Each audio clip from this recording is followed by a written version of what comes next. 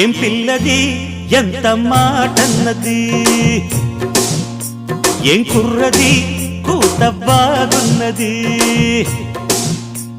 సిక్కుల పురి చెక్కిలి తనకుంది అంది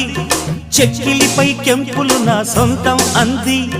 ఎక్కడ ఏం చెయ్యాలో నేర్పమన్నది బాగున్నది